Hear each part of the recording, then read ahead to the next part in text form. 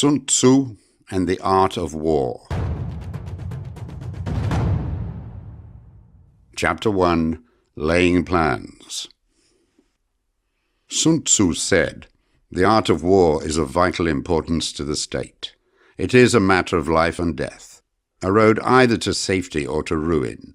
Hence it is a subject of inquiry which can on no account be neglected." The art of war, then, is governed by 5 constant factors to be taken into account in one's deliberations when seeking to determine the conditions obtaining in the field. These are: 1. The moral law. 2. Heaven. 3. Earth. 4. The commander. 5. Method and discipline. The moral law causes the people to be in complete accord with their ruler, so that they will follow him regardless of their lives, undismayed by any danger. Heaven signifies night and day, cold and heat, times and seasons. Earth comprises distances, great and small, danger and security, open ground and narrow passes, the chances of life and death. The commander stands for the virtues of wisdom, sincerity, benevolence, courage, and strictness. By method and discipline are to be understood the marshalling of the army in its proper subdivisions, the graduations of rank among the officers, the maintenance of roads by which supplies may reach the army, and the control of military expenditure. These 5 heads should be familiar to every general. He who knows them will be victorious. He who knows them not will fail.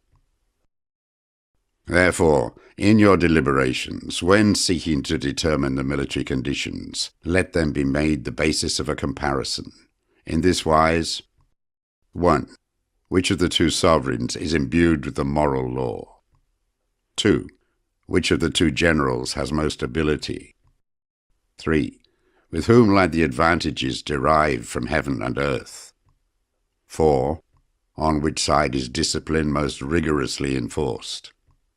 5. Which army is stronger? 6. On which side are officers and men more highly trained? 7. In which army is there the greater constancy, both in reward and punishment?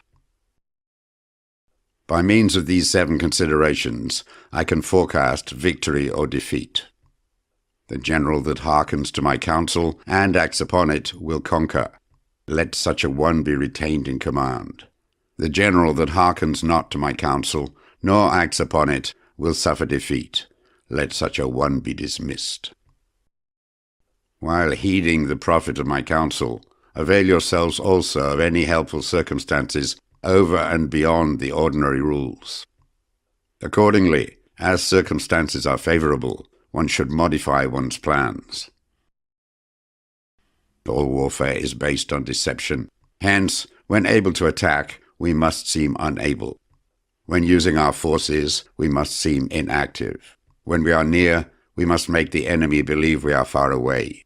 When far away, we must make him believe we are near.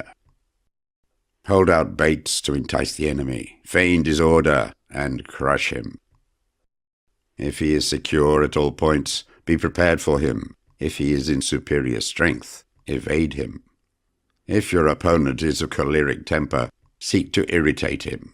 Pretend to be weak, that he may grow arrogant. If he is taking his ease, give him no rest. If his forces are united, separate them. Attack him when he is unprepared. Appear where you are not expected.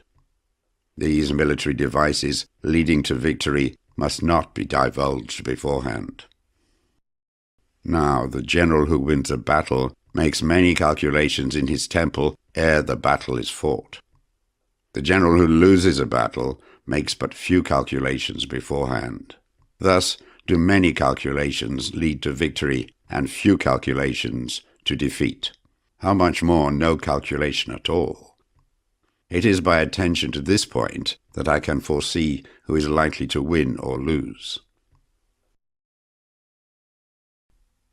Chapter 2. Waging War.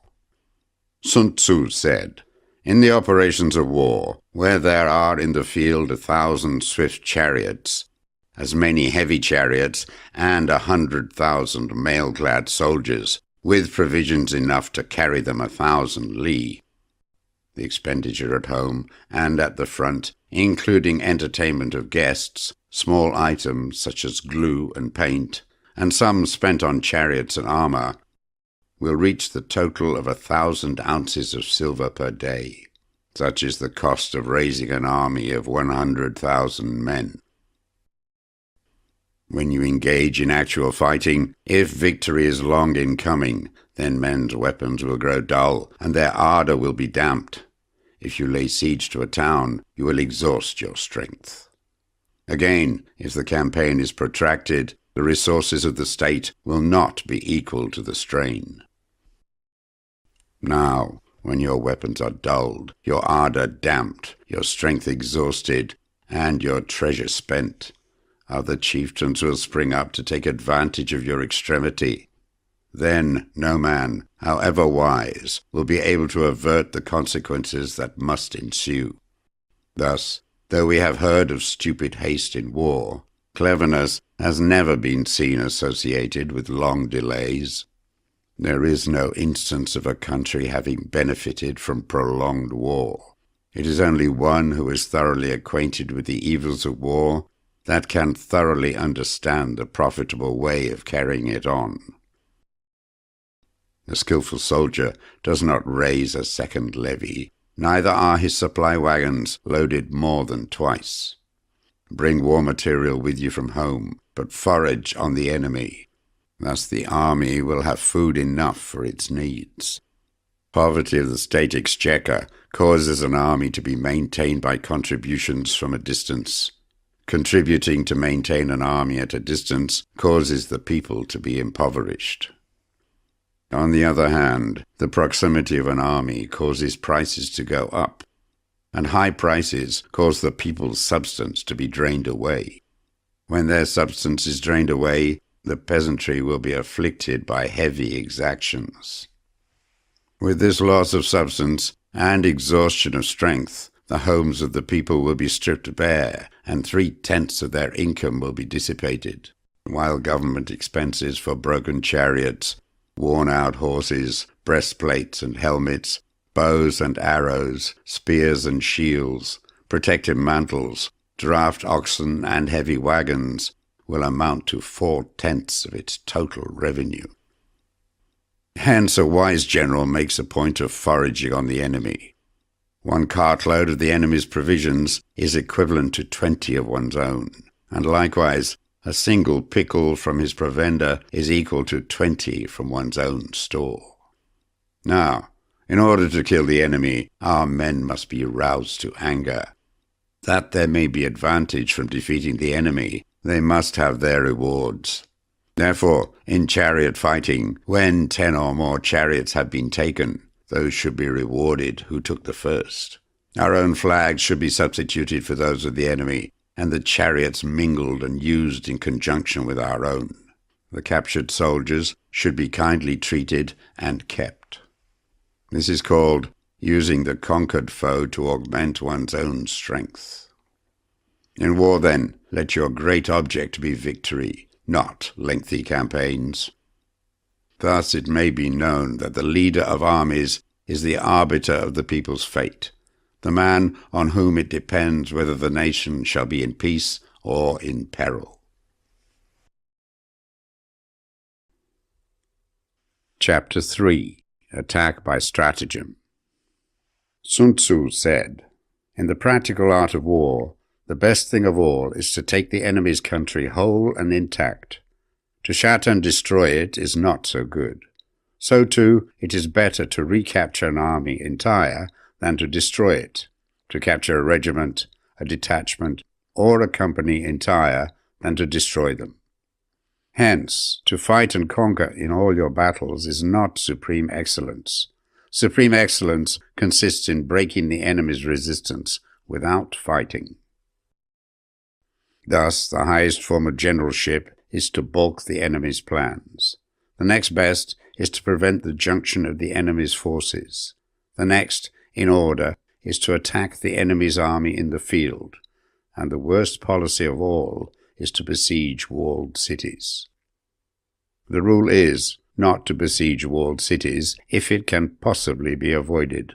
The preparation of mantlets, movable shelters, and various implements of war will take up 3 whole months, and the piling up of mounds over against the walls will take 3 months more.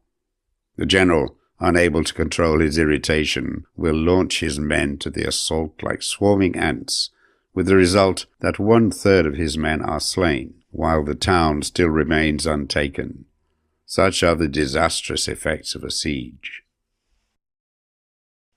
Therefore, the skilled leader subdues the enemy's troops without any fighting. He captures their cities without laying siege to them. He overthrows their kingdom without lengthy operations in the field. With his forces intact, he will dispute the mastery of the empire, and thus, without losing a man, his triumph will be complete. This is the method of attacking by stratagem.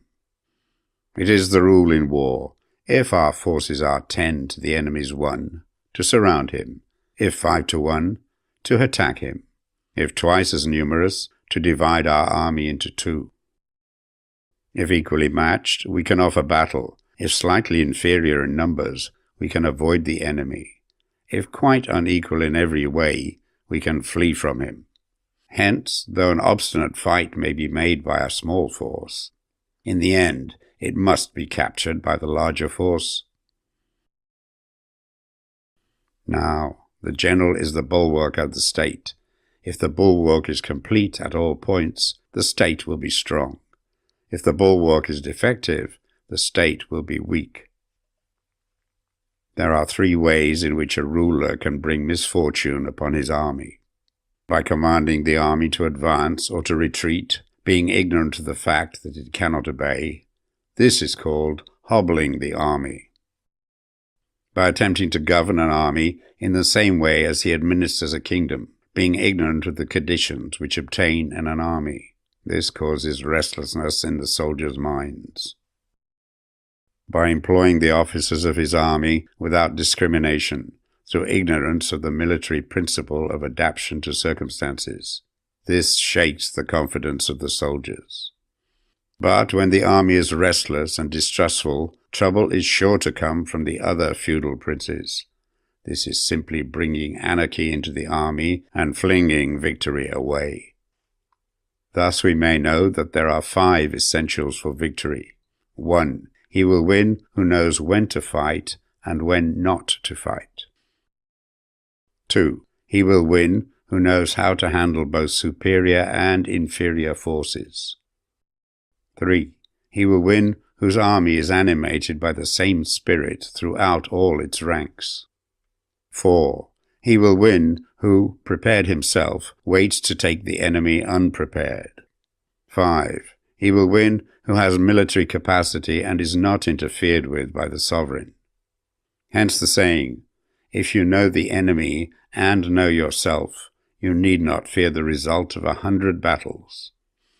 If you know yourself, but not the enemy, for every victory gained, you will also suffer a defeat. If you know neither the enemy nor yourself, you will succumb in every battle. Chapter 4. Tactical Dispositions. Sun Tzu said, "The good fighters of old first put themselves beyond the possibility of defeat, and then waited for an opportunity of defeating the enemy." To secure ourselves against defeat lies in our own hands, but the opportunity of defeating the enemy is provided by the enemy himself. Thus, the good fighter is able to secure himself against defeat, but cannot make certain of defeating the enemy. Hence the saying, one may know how to conquer without being able to do it. Security against defeat implies defensive tactics. Ability to defeat the enemy means taking the offensive. Standing on the defensive indicates insufficient strength, attacking a superabundance of strength. The general who is skilled in defense hides in the most secret recesses of the earth. He who is skilled in attack flashes forth from the topmost heights of heaven. Thus, on one hand, we have ability to protect ourselves. On the other, a victory that is complete. To see victory only when it is within the ken of the common herd is not the acme of excellence. Neither is it the acme of excellence if you fight and conquer, and the whole empire says, "Well done." To lift an autumn hair is no sign of great strength. To see the sun and moon is no sign of sharp sight. To hear the noise of thunder is no sign of a quick ear. What the ancients called a clever fighter is one who not only wins, but excels in winning with ease. Hence his victories bring him neither reputation for wisdom nor credit for courage. He wins his battles by making no mistakes. Making no mistakes is what establishes the certainty of victory, for it means conquering an enemy that is already defeated. Hence the skillful fighter puts himself into a position which makes defeat impossible, and does not miss the moment for defeating the enemy. Thus it is that in war the victorious strategist only seeks battle after the victory has been won, whereas he who is destined to defeat first fights and afterwards looks for victory. The consummate leader cultivates the moral law and strictly adheres to method and discipline. Thus it is in his power to control success. In respect of military method, we have, firstly, measurement, secondly, estimation of quantity, thirdly, calculation, fourthly, balancing of chances, fifthly, victory. Measurement owes its existence to earth, estimation of quantity to measurement, calculation to estimation of quantity, balancing of chances to calculation, and victory to balancing of chances. A victorious army, opposed to a routed one, is as a pound's weight placed in a scale against a single grain. The onrush of a conquering force is like the bursting of pent-up waters into a chasm 1,000 fathoms deep. Chapter 5. Energy. Sun Tzu said, "The control of a large force is the same principle as the control of a few men. It is merely a question of dividing up their numbers." Fighting with a large army under your command is nowise different from fighting with a small one. It is merely a question of instituting signs and signals. To ensure that your whole host may withstand the brunt of the enemy's attack and remain unshaken, this is effected by maneuvers direct and indirect. That the impact of your army may be like a grindstone dashed against an egg, this is effected by the science of weak points and strong. In all fighting, the direct method may be used for joining battle, but indirect methods will be needed in order to secure victory. Indirect tactics, efficiently applied, are inexhaustible as heaven and earth, unending as the flow of rivers and streams. Like the sun and moon, they end, but to begin anew. Like the 4 seasons, they pass away to return once more. There are not more than 5 musical notes, yet the combinations of these 5 give rise to more melodies than can ever be heard. There are not more than 5 primary colors, blue, yellow, red, white, black. Yet in combination they produce more hues than can ever be seen. There are not more than 5 cardinal tastes, sour, acrid, salt, sweet, bitter. Yet combinations of them yield more flavors than can ever be tasted.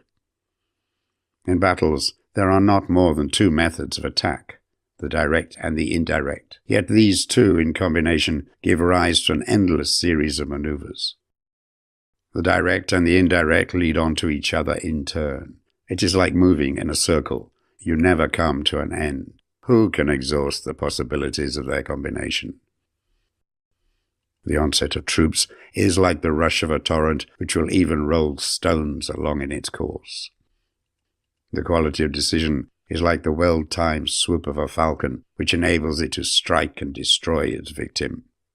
Therefore the good fighter will be terrible in his onset and prompt in his decision.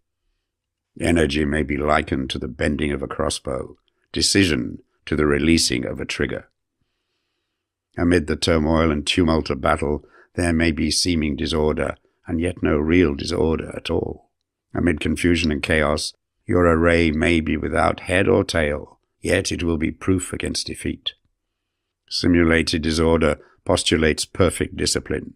Simulated fear postulates courage. Simulated weakness postulates strength. Hiding order between the cloak of disorder is simply a question of subdivision. Concealing courage under a show of timidity presupposes a fund of latent energy. Masking strength with weakness is to be effected by tactical dispositions. Thus, one who is skillful at keeping the enemy on the move maintains deceitful appearances according to which the enemy will act. He sacrifices something that the enemy may snatch at. By holding out baits, he keeps him on the march. Then, with a body of picked men, he lies in wait for him. The clever combatant looks to the effect of combined energy and does not require too much from individuals. Hence his ability to pick out the right men and utilize combined energy. When he utilizes combined energy, his fighting men become, as it were, like unto rolling logs or stones. For it is in the nature of a log or a stone to remain motionless on level ground, and to move when on a slope. If four-cornered, to come to a standstill, but if round-shaped, to go rolling down. Thus the energy developed by good fighting men is as the momentum of a round stone rolled down a mountain thousands of feet in height. So much on the subject of energy. Chapter 6. Weak Points and Strong. Sun Tzu said, "Whoever is first in the field and awaits the coming of the enemy will be fresh for the fight. Whoever is second in the field and has to hasten to battle will arrive exhausted." Therefore the clever combatant imposes his will on the enemy, but does not allow the enemy's will to be imposed on him. By holding out advantages to him, he can cause the enemy to approach of his own accord. Or, by inflicting damage, he can make it impossible for the enemy to draw near. If the enemy is taking his ease, he can harass him. If well supplied with food, he can starve him out. If quietly encamped, he can force him to move. Appear at points which the enemy must hasten to defend. March swiftly to places where you are not expected. An army may march great distances without distress if it marches through country where the enemy is not. You can be sure of succeeding in your attacks if you only attack places which are undefended. You can ensure the safety of your defense if you only hold positions that cannot be attacked. Hence, that general is skillful in attack whose opponent does not know what to defend. And he is skillful in defense whose opponent does not know what to attack. O divine art of subtlety and secrecy, through you we learn to be invisible, through you inaudible, and hence we can hold the enemy's fate in our hands. You may advance and be absolutely irresistible if you make for the enemy's weak points. You may retire and be safe from pursuit if your movements are more rapid than those of the enemy. If we wish to fight, the enemy can be forced to an engagement even though he be sheltered behind a high rampart and a deep ditch. All we need to do is attack some other place that he will be obliged to relieve. If we do not wish to fight, we can prevent the enemy from engaging us even though the lines of our encampment be merely traced out on the ground. All we need to do is to throw something odd and unaccountable in his way. By discovering the enemy's dispositions and remaining invisible ourselves, we can keep our forces concentrated while the enemy's must be divided. We can form a single united body while the enemy must split up into fractions. Hence, there will be a whole pitted against separate parts of a whole, which means that we shall be many to the enemy's few. And if we are able thus to attack an inferior force with a superior one, our opponents will be in dire straits. The spot where we intend to fight must not be made known, for then the enemy will have to prepare against a possible attack at several different points. And his forces being thus distributed in many directions, the numbers we shall have to face at any given point will be proportionately few. For should the enemy strengthen his van, he will weaken his rear. Should he strengthen his rear, he will weaken his van. Should he strengthen his left, he will weaken his right. Should he strengthen his right, he will weaken his left. If he sends reinforcements everywhere, he will everywhere be weak. Numerical weakness comes from having to prepare against possible attacks. Numerical strength from compelling our adversary to make these preparations against us. Knowing the place and the time of the coming battle, we may concentrate from the greatest distances in order to fight. But if neither time nor place be known, then the left wing will be impotent to succor the right equally impotent to succor the left, the van unable to relieve the rear, or the rear to support the van. How much more so if the furthest portions of the army are anything under 100 li apart, and even the nearest are separated by several li. Though according to my estimate the soldiers of Wei exceeded our own in number, that shall advantage them nothing in the matter of victory. I say then that victory can be achieved. Though the enemy be stronger in numbers, we may prevent him from fighting. Scheme so as to discover his plans and the likelihood of their success. Rouse him and learn the principle of his activity or inactivity. Force him to reveal himself so as to find out his vulnerable spots. Carefully compare the opposing army with your own, so that you may know where strength is superabundant and where it is deficient. In making tactical dispositions, the highest pitch you can attain is to conceal them. Conceal your dispositions, and you will be safe from the prying of the subtlest spies, from the machinations of the wisest brains. How victory may be produced for them out of the enemy's own tactics, that is what the multitude cannot comprehend. All men can see the tactics whereby I conquer, but what none can see is the strategy out of which victory is evolved. Do not repeat the tactics which have gained you one victory, but let your methods be regulated by the infinite variety of circumstances. Military tactics are like unto water, for water in its natural course runs away from high places and hastens downwards. So in war, the way is to avoid what is strong and to strike at what is weak. Water shapes its course according to the nature of the ground over which it flows. The soldier works out his victory in relation to the foe whom he is facing. Therefore, just as water retains no constant shape, so in warfare there are no constant conditions. He who can modify his tactics in relation to his opponent and thereby succeed in winning may be called a heaven-born captain. The 5 elements, water, fire, wood, metal, earth, are not always equally predominant.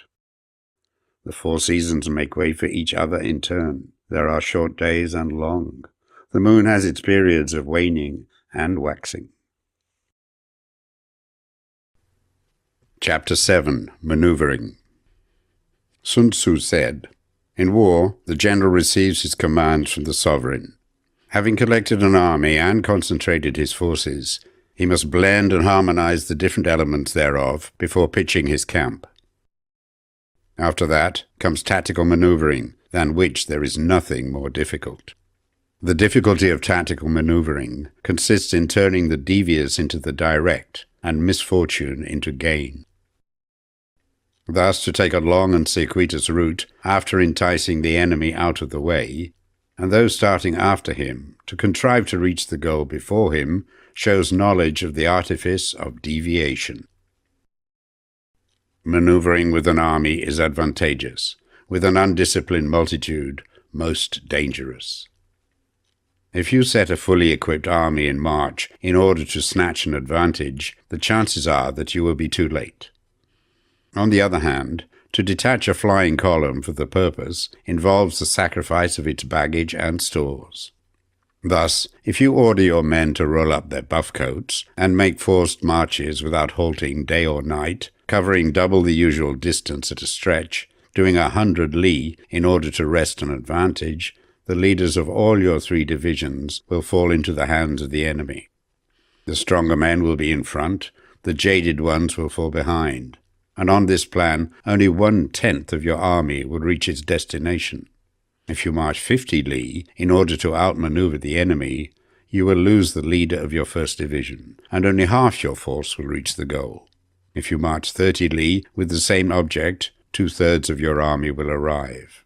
We may take it, then, that an army without its baggage train is lost. Without provisions, it is lost. Without bases of supply, it is lost. We cannot enter into alliance until we are acquainted with the designs of our neighbours. We are not fit to lead an army on the march unless we are familiar with the face of the country, its mountains and forests, its pitfalls and precipices, its marshes and swamps. We shall be unable to turn natural advantage to account unless we make use of local guides. In war, practice dissimulation, and you will succeed. Whether to concentrate or to divide your troops must be decided by circumstances. Let your rapidity be that of the wind, your compactness that of the forest. In raiding and plundering, be like fire. Immovability is like a mountain. Let your plans be dark and impenetrable as night, and when you move, fall like a thunderbolt. When you plunder a countryside, let the spoil be divided amongst your men. When you capture new territory, cut it up into allotments for the benefit of the soldiery. Ponder and deliberate before you make a move. He will conquer who has learned the artifice of deviation. Such is the art of maneuvering. The Book of Army Management says, on the field of battle, the spoken word does not carry far enough. Hence the institution of gongs and drums. Nor can ordinary objects be seen clearly enough. Hence the institution of banners and flags. Gongs and drums, banners and flags are means whereby the ears and eyes of the host may be focused on one particular point. The host, thus forming a single united body, it is impossible either for the brave to advance alone or for the cowardly to retreat alone. This is the art of handling large masses of men. In night fighting, then, make much use of signal fires and drums, and in fighting by day of flags and banners, as a means of influencing the ears and eyes of your army. The whole army may be robbed of its spirit. A commander-in-chief may be robbed of his presence of mind. Now, a soldier's spirit is keenest in the morning. By noonday it has begun to flag, and in the evening his mind is bent only on returning to camp. A clever general, therefore, avoids an army when the spirit is keen, but attacks it when it is sluggish and inclined to return. This is the art of studying moods. Disciplined and calm, to await the appearance of disorder and hubbub amongst the enemy. This is the art of retaining self-possession. To be near the goal while the enemy is still far from it. To wait at ease while the enemy is toiling and struggling. To be well fed while the enemy is famished. This is the art of husbanding one's strength. To refrain from intercepting an enemy whose banners are in perfect order. To refrain from attacking an army drawn up in calm and confident array. This is the art of studying circumstances. It is a military axiom not to advance uphill against the enemy, nor to oppose him when he comes downhill. Do not pursue an enemy who simulates flight. Do not attack soldiers whose temper is keen. Do not swallow bait offered by the enemy. Do not interfere with an army that is returning home. When you surround an army, leave an outlet free. Do not press a desperate foe too hard. Such is the art of warfare.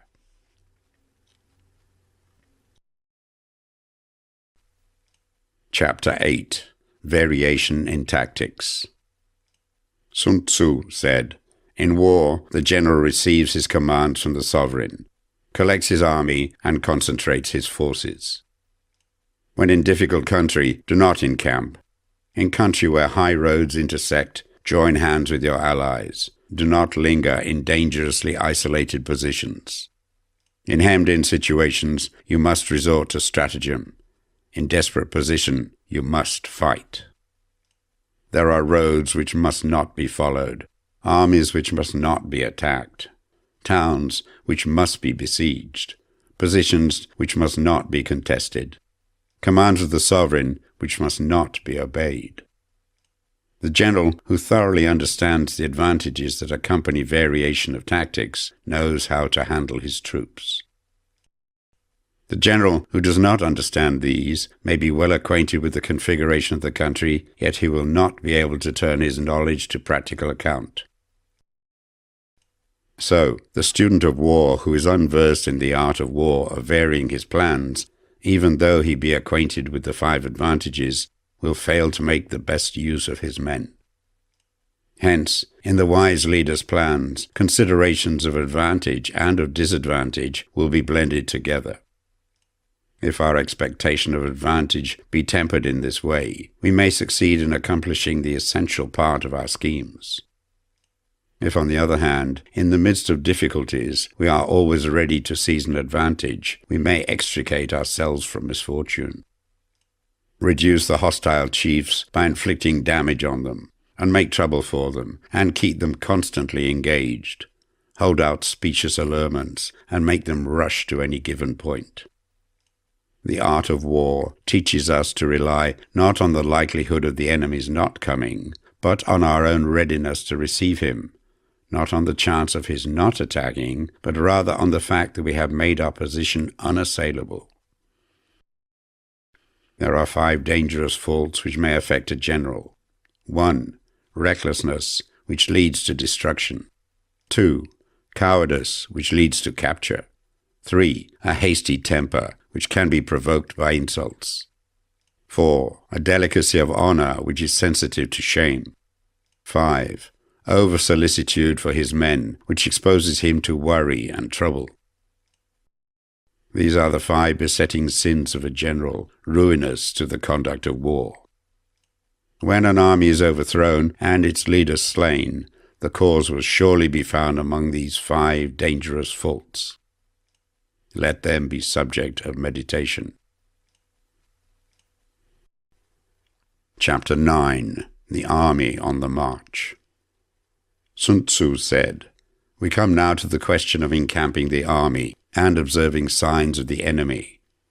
Pass quickly over mountains and keep in the neighborhood of valleys. Camp in high places, facing the sun. Do not climb heights in order to fight. So much for mountain warfare. After crossing a river, you should get far away from it. When an invading force crosses a river in its onward march, do not advance to meet it midstream. It will be best to let half the army get across and then deliver your attack. If you are anxious to fight, you should not go to meet the invader near a river which he has to cross. Moor your craft higher up than the enemy and facing the sun. Do not move upstream to meet the enemy. So much for river warfare. In crossing salt marshes, your sole concern should be to get over them quickly without any delay. If forced to fight in a salt marsh, you should have water and grass near you and get your back to a clump of trees. So much for operations in salt marshes. In dry, level country, take up an easily accessible position with rising ground to your right and on your rear, so that the danger may be in front and safety lie behind. So much for campaigning in flat country. These are 4 useful branches of military knowledge which enabled the Yellow Emperor to vanquish 4 several sovereigns. All armies prefer high ground to low and sunny places to dark. If you are careful with your men and camp on hard ground, the army will be free from disease of every kind, and this will spell victory. When you come to a hill or a bank, occupy the sunny side, with the slope on your right rear. Thus, you will at once act for the benefit of your soldiers and utilize the natural advantages of the ground. When, in consequence of heavy rains up country, a river which you wish to ford is swollen and flecked with foam, you must wait till it subsides. Country in which there are precipitous cliffs with torrents running between, deep natural hollows, confined places, tangled thickets, quagmires and crevices, should be left with all possible speed and not approached. While we keep away from such places, we should get the enemy to approach them. While we face them, we should let the enemy have them on its rear.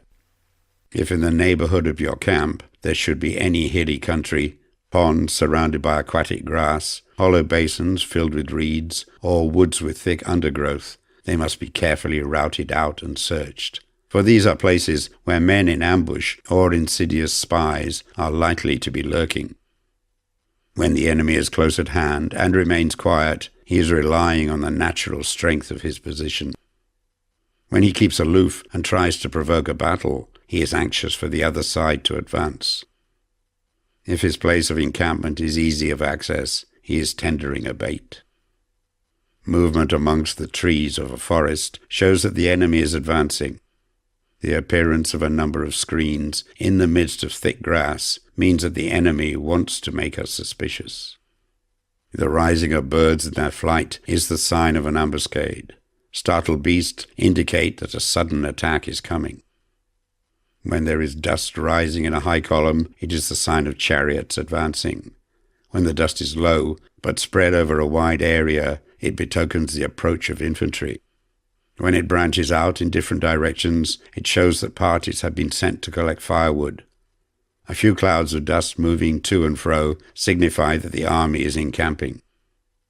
Humble words and increased preparations are signs that the enemy is about to advance. Violent language and driving forward as if to attack are signs that he will retreat. When the light chariots come out first and take up a position on the wings, it is a sign that the enemy is forming for battle. Peace proposals, unaccompanied by a sworn covenant, indicate a plot. When there is much running about and the soldiers fall into rank, it means that the critical moment has come. When some are seen advancing and some retreating, it is a lure. When the soldiers stand leaning on their spears, they are faint from want of food. If those who are sent to draw water begin by drinking themselves, the army is suffering from thirst. If the enemy sees an advantage to be gained and makes no effort to secure it, the soldiers are exhausted. If birds gather on any spot, it is unoccupied. Clamour by night betokens nervousness. If there is a disturbance in the camp, the general's authority is weak. If the banners and flags are shifted about, sedition is afoot. If the officers are angry, it means the men are weary. When an army feeds its horses with grain and kills its cattle for food, and when the men do not hang their cooking pots over the campfires, showing that they will not return to their tents, you may know that they are determined to fight to the death. The sign of men whispering together in small knots or speaking in subdued tones points to disaffection amongst the rank and file. Too frequent rewards signify that the enemy is at the end of his resources. Too many punishments betray a condition of dire distress. To begin by bluster, but afterwards to take fright at the enemy's numbers, shows a supreme lack of intelligence. When envoys are sent with compliments in their mouths, it is a sign that the enemy wishes for a truce. If the enemy's troops march up angrily and remain facing ours for a long time without either joining battle or taking themselves off again, the situation is one that demands great vigilance and circumspection. If our troops are no more in numbers than the enemy, that is amply sufficient. It only means that no direct attack can be made. What we can do is simply to concentrate all our available strength, keep a close watch on the enemy, and obtain reinforcements. He who exercises no forethought but makes light of his opponents is sure to be captured by them. If soldiers are punished before they have grown attached to you, they will not prove submissive, and, unless submissive, then will be practically useless.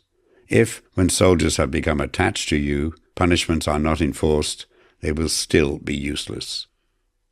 Therefore, soldiers must be treated in the first instance with humanity, but kept under control by means of iron discipline. This is a certain road to victory. If in training soldiers, commands are habitually enforced, the army will be well disciplined. If not, its discipline will be bad. If a general shows confidence in his men, but always insists on his orders being obeyed, the gain will be mutual. Chapter 10. Terrain. Sun Tzu said, we may distinguish 6 kinds of terrain, to wit: 1. Accessible ground. 2. Entangling ground. 3. Temporizing ground. 4. Narrow passes. 5. Precipitous heights. 6. Positions at a great distance from the enemy.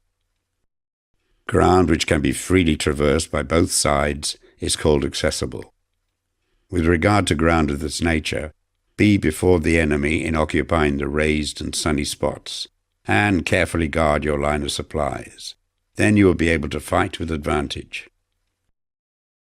Ground which can be abandoned but is hard to reoccupy is called entangling. From a position of this sort, if the enemy is unprepared, you may sally forth and defeat him. But if the enemy is prepared for your coming, and you fail to defeat him, then, return being impossible, disasters will ensue. When the position is such that neither side will gain by making the first move, it is called temporizing ground. In a position of this sort, even though the enemy should offer us an attractive bait, it will be advisable not to stir forth, but rather to retreat, thus enticing the enemy in his turn. Then, when part of his army has come out, we may deliver our attack with advantage. With regard to narrow passes, if you can occupy them first, let them be strongly garrisoned and await the advent of the enemy. Should the army forestall you in occupying a pass, do not go after him if the pass is fully garrisoned, but only if it is weakly garrisoned. With regard to precipitous heights, if you are beforehand with your adversary, you should occupy the raised and sunny spots, and there wait for him to come up. If the enemy has occupied them before you, do not follow him, but retreat and try to entice him away. If you are situated at a great distance from the enemy, and the strength of the 2 armies is equal, it is not easy to provoke a battle, and fighting will be to your disadvantage. These 6 are the principles connected with earth. The general who has attained a responsible post must be careful to study them. Now an army is exposed to 6 several calamities not arising from natural causes, but from faults for which the general is responsible. These are: 1. Flight. 2. Insubordination. 3. Collapse. 4. Ruin. 5. Disorganization. 6. Rout. Other conditions being equal, if one force is hurled against another 10 times its size, the result will be the flight of the former. When the common soldiers are too strong and their officers too weak, the result is insubordination. When the officers are too strong and the common soldiers too weak, the result is collapse. When the higher officers are angry and insubordinate, and on meeting the enemy give battle on their own account from a feeling of resentment, before the commander-in-chief can tell whether or no he is in a position to fight, the result is ruin. When the general is weak and without authority, when his orders are not clear and distinct, when there are no fixed duties assigned to officers and men, and the ranks are formed in a slovenly, haphazard manner, the result is utter disorganization. When a general, unable to estimate the enemy's strength, allows an inferior force to engage a larger one, or hurls a weak detachment against a powerful one, and neglects to place picked soldiers in the front rank, the result must be rout. There are 6 ways of courting defeat, which must be carefully noted by the general who has attained a responsible post. The natural formation of the country is the soldier's best ally, but a power of estimating the adversary, of controlling the forces of victory, and of shrewdly calculating difficulties, dangers, and distances constitutes the test of a great general. He who knows these things, and in fighting puts his knowledge into practice, will win his battles. He who knows them not, nor practices them, will surely be defeated. If fighting is sure to result in victory, then you must fight, even though the ruler forbid it. If fighting will not result in victory, then you must not fight, even at the ruler's bidding. The general who advances without coveting fame and retreats without fearing disgrace, whose only thought is to protect his country and do good service for his sovereign, is the jewel of the kingdom. Regard your soldiers as your children, and they will follow you into the deepest valleys. Look upon them as your own beloved sons, and they will stand by you even unto death. If, however, you are indulgent, but unable to make your authority felt, kind-hearted, but unable to enforce your commands, and incapable, moreover, of quelling disorder, then your soldiers must be likened to spoilt children. They are useless for any practical purpose. If we know that our own men are in a condition to attack, but are unaware that the enemy is not open to attack, we have gone only halfway towards victory. If we know that the enemy is open to attack, but are unaware that our own men are not in a condition to attack, we have only gone halfway towards victory. If we know that the enemy is open to attack, and also know that our men are in a condition to attack, but are unaware that the nature of the ground makes fighting impracticable, we have still gone only halfway towards victory. Hence the experienced soldier, once in motion, is never bewildered. Once he has broken camp, he is never at a loss. Hence the saying, if you know the enemy and know yourself, your victory will not stand in doubt. If you know heaven and know earth, you may make your victory complete. Chapter 11. The 9 Situations. Sun Tzu said, "The art of war recognizes 9 varieties of ground. 1. Dispersive ground. 2. Facile ground. 3. Contentious ground. 4. Open ground. 5. Ground of intersecting highways. 6. Serious ground. 7. Difficult ground. 8. Hemmed-in ground. 9. Desperate ground." When a chieftain is fighting in his own territory, it is dispersive ground. When he has penetrated into hostile territory, but to no great distance, it is facile ground. Ground the possession of which imports great advantage to either side is contentious ground. Ground on which each side has liberty of movement is open ground. Ground which forms the key to 3 contiguous states, so that he who occupies it first has most of the empire at his command, is a ground of intersecting highways. When an army has penetrated into the heart of a hostile country, leaving a number of fortified cities in its rear, it is serious ground. Mountain forests, rugged steeps, marshes and fens, all country that is hard to traverse, this is difficult ground. Ground which is reached through narrow gorges, and from which we can only retire by tortuous paths, so that a small number of the enemy would suffice to crush a large body of our men. This is hemmed-in ground.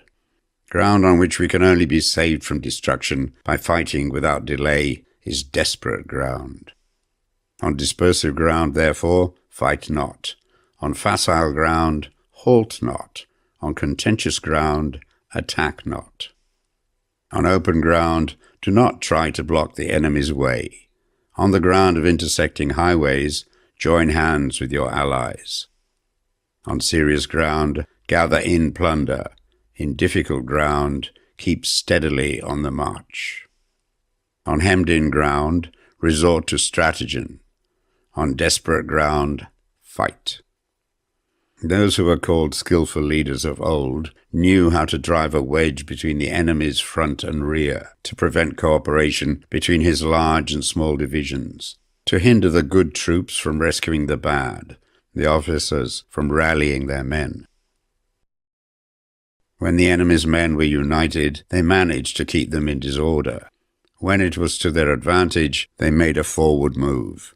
When otherwise, they stopped still. If asked how to cope with a great host of the enemy in orderly array and on the point of marching to the attack, I should say, begin by seizing something which your opponent holds dear. Then he will be amenable to your will. Rapidity is the essence of war. Take advantage of the enemy's unreadiness. Make your way by unexpected routes, and attack unguarded spots. The following are the principles to be observed by an invading force. The further you penetrate into a country, the greater will be the solidarity of your troops, and thus the defenders will not prevail against you. Make forays in fertile country in order to supply your army with food. Carefully study the well-being of your men and do not overtax them. Concentrate your energy and hoard your strength. Keep your army continually on the move and devise unfathomable plans. Throw your soldiers into positions whence there is no escape, and they will prefer death to flight. If they will face death, there is nothing they may not achieve. Officers and men alike will put forward their uttermost strength. Soldiers, when in desperate straits, lose the sense of fear. If there is no place of refuge, they will stand firm. If they are in hostile country, they will show a stubborn front. If there is no help for it, they will fight hard. Thus, without waiting to be marshalled, the soldiers will be constantly on the qui-vive, without waiting to be asked. They will do your will without restrictions. They will be faithful without giving orders. They can be trusted. Prohibit the taking of omens, and do away with superstitious doubts. Then, until death itself comes, no calamity need be feared. If our soldiers are not overburdened with money, it is not because they have a distaste for riches. If their lives are not unduly long, it is not because they are disinclined to longevity. On the day they are ordered out to battle, your soldiers may weep, those sitting up bedewing their garments, and those lying down letting the tears run down their cheeks. But let them once be brought to bay, and they will display the courage of a Chu or a Kui. The skillful tactician may be likened to the shuaijian.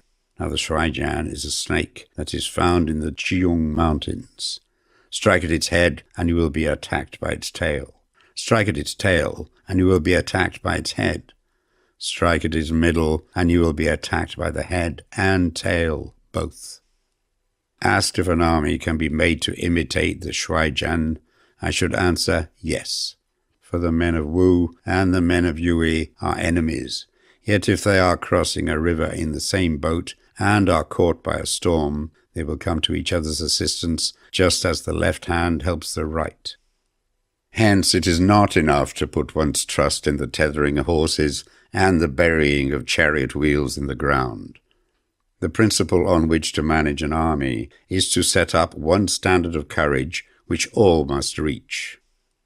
How to make the best of both strong and weak, that is a question involving the proper use of ground. Thus, the skillful general conducts his army just as though he were leading a single man, willy-nilly, by the hand. It is the business of a general to be quiet and thus ensure secrecy, upright and just, and thus maintain order. He must be able to mystify his officers and men by false reports and appearances, and thus keep them in total ignorance. By altering his arrangements and changing his plans, he keeps the enemy without definite knowledge. By shifting his camp and taking circuitous routes, he prevents the enemy from anticipating his purpose. At the critical moment, the leader of an army acts like one who has climbed up a height and then kicks away the ladder behind him. He carries his men deep into hostile territory before he shows his hand. He burns his boats and breaks his cooking pots. Like a shepherd driving a flock of sheep, he drives his men this way and that, and nothing knows whither he is going. To muster his host and bring it into danger, this may be termed the business of the general. The different measures suited to the 9 varieties of ground, the expediency of aggressive or defensive tactics, and the fundamental laws of human nature. These are things that must most certainly be studied. When invading hostile territory, the general principle is that penetrating deeply brings cohesion. Penetrating but a short way means dispersion. When you leave your own country behind and take your army across neighborhood territory, you find yourself on critical ground. Where there are means of communication on all four sides, the ground is one of intersecting highways. When you penetrate deeply into a country, it is serious ground. When you penetrate but a little way, it is facile ground. When you have your enemy's strongholds on your rear and narrow passes in front, it is hemmed-in ground. When there is no place of refuge at all, it is desperate ground. Therefore, on dispersive ground, I would inspire my men with unity of purpose. On facile ground, I would see that there is close connection between all parts of my army. On contentious ground, I would hurry up my rear. On open ground, I would keep a vigilant eye on my defences. On ground of intersecting highways, I would consolidate my alliances. On serious ground, I would try to ensure a continuous stream of supplies. On difficult ground, I would keep pushing on along the road. On hemmed-in ground, I would block any way of retreat. On desperate ground, I would proclaim to my soldiers the hopelessness of saving their lives. For it is the soldier's disposition to offer an obstinate resistance when surrounded, to fight hard when he cannot help himself, and to obey promptly when he has fallen into danger. We cannot enter into alliance with the neighbouring princes until we are acquainted with their designs. We are not fit to lead an army on the march unless we are familiar with the face of the country, its mountains and forests, its pitfalls and precipices, its marshes and swamps. We shall be unable to turn natural advantages to account unless we make use of local guides. To be ignored of any one of the following 4 or 5 principles does not befit a warlike prince. When a warlike prince attacks a powerful state, his generalship shows itself in preventing the concentration of the enemy's forces. He overawes his opponents, and their allies are prevented from joining against him. Hence he does not strive to ally himself with all and sundry, nor does he foster the power of other states. He carries out his own secret designs, keeping his antagonists in awe. Thus he is able to capture their cities and overthrow their kingdoms. Bestow rewards without regard to rule. Issue orders without regard to previous arrangements, and you will be able to handle a whole army as though you had to do it with but a single man. Confront your soldiers with the deed itself. Never let them know your design. When the outlook is bright, bring it before their eyes, but tell them nothing when the situation is gloomy. Place your army in deadly peril, and it will survive. Plunge it into desperate straits, and it will come off in safety. For it is precisely when a force has fallen into harm's way that it is capable of striking a blow for victory. Success in warfare is gained by carefully accommodating ourselves to the enemy's purpose. By persistently hanging on to the enemy's flank, we shall succeed in the long run in killing the commander-in-chief. This is called ability to accomplish a thing by sheer cunning. On the day that you take up your command, block the frontier passes, destroy the official tallies, and stop the passage of all emissaries. Be stern in the council chamber so that you may control the situation. If the enemy leaves the door open, you must rush in. Forestall your opponent by seizing what he holds dear, and subtly contrive to time his arrival on the ground. Walk in the path defined by rule, and accommodate yourself to the enemy until you can fight a decisive battle. At first, then, exhibit the coyness of a maiden until the enemy gives you an opening. Afterwards, emulate the rapidity of a running hare, and it will be too late for the enemy to oppose you. Chapter 12. The Attack by Fire. Sun Tzu said, "There are 5 ways of attacking with fire. The first is to burn the soldiers in their camp. The second is to burn stores. The third is to burn baggage trains. The fourth is to burn arsenals and magazines. The fifth is to hurl dropping fire amongst the enemy." In order to carry out an attack, we must have means available. the material for raising fire, should always be kept in readiness. There is a proper season for making attacks with fire, and special days for starting a conflagration. The proper season is when the weather is very dry. The special days are those when the moon is in the constellations of the sieve, the wall, the wing, or the crossbar, for these four are all days of rising wind. In attacking with fire, one should be prepared to meet 5 possible developments. When fire breaks out inside the enemy's camp, respond at once with an attack from without. If there is an outbreak of fire, but the enemy's soldiers remain quiet, bide your time and do not attack. When the force of the flames has reached its height, follow up with an attack, if that is practicable. If not, stay where you are. If it is possible to make an assault with fire from without, do not wait for it to break out within, but deliver your attack at a favorable moment. When you start a fire, be to windward of it. Do not attack from the leeward. A wind that rises in the daytime lasts long, but the night breeze soon falls. In every army, the 5 developments connected with fire must be known, the movements of the stars calculated, and a watch kept for the proper days. Hence, those who use fire as an aid to the attack show intelligence. Those who use water as an aid to the attack gain an accession of strength. By means of water, an enemy may be intercepted, but not robbed of all his belongings.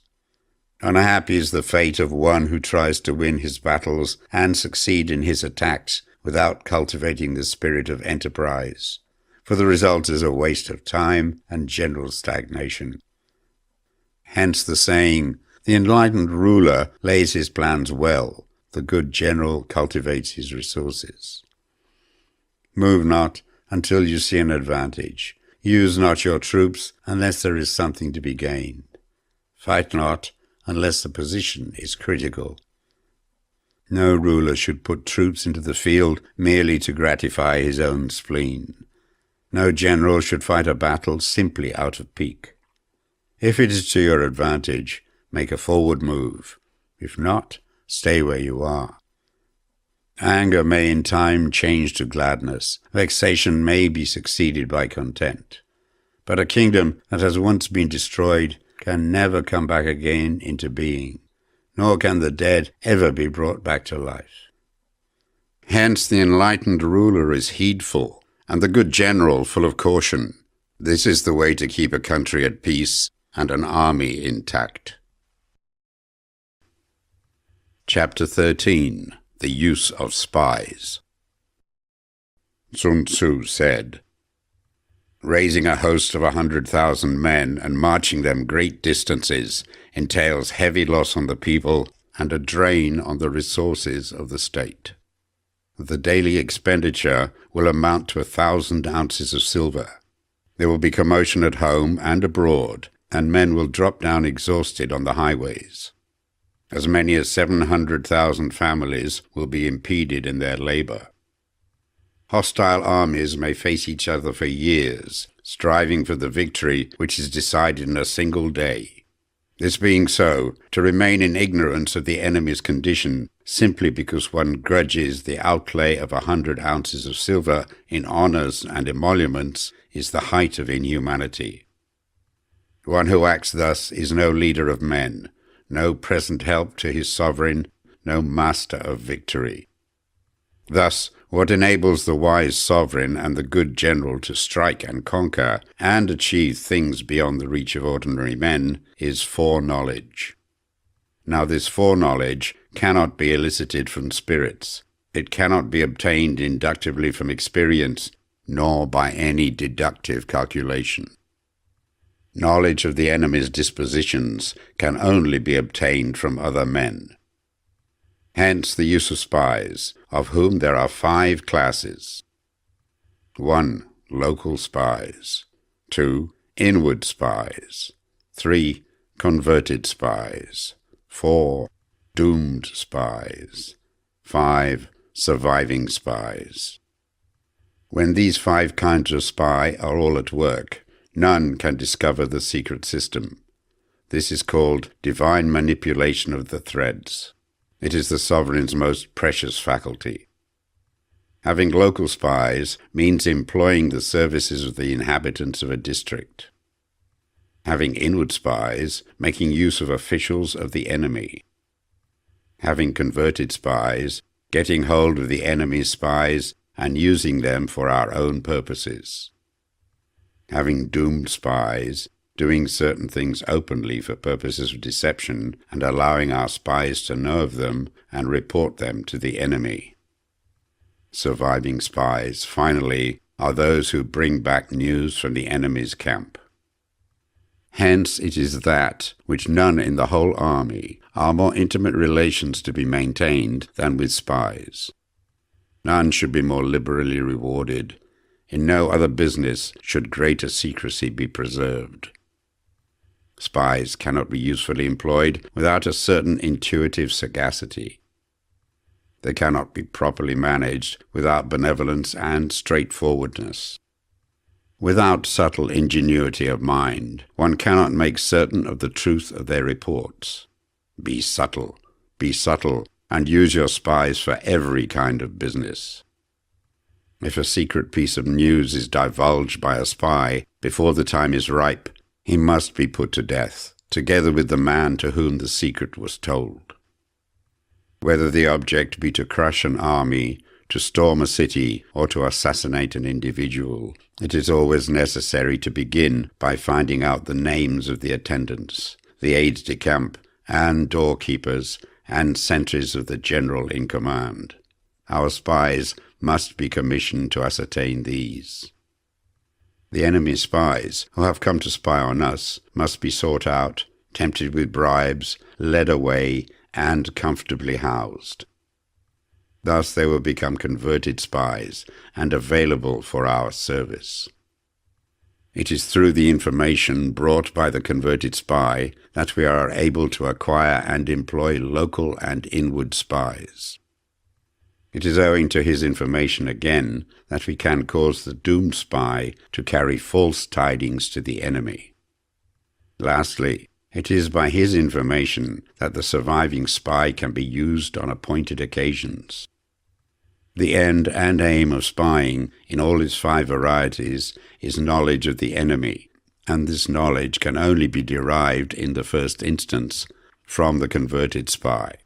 Hence it is essential that the converted spy be treated with the utmost liberality. Of old, the rise of the Yin dynasty was due to Ai Qi, who had served under the Hsia. Likewise, the rise of the Zhou dynasty was due to Liu Ya, who had served under the Yin. Hence, it is only the enlightened ruler and the wise general who will use the highest intelligence of the army for purposes of spying, and thereby they achieve great results. Spies are a most important element in warfare, because on them depends an army's ability to move.